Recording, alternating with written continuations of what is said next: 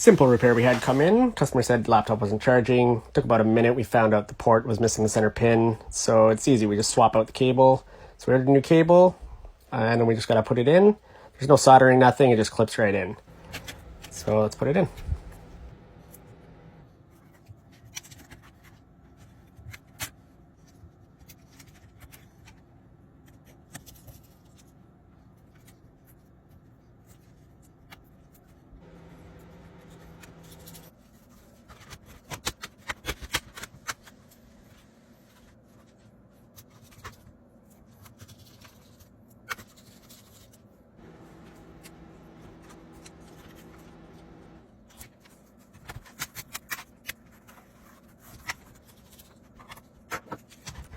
And we're done. Put in the battery, flip it over, put in the charger.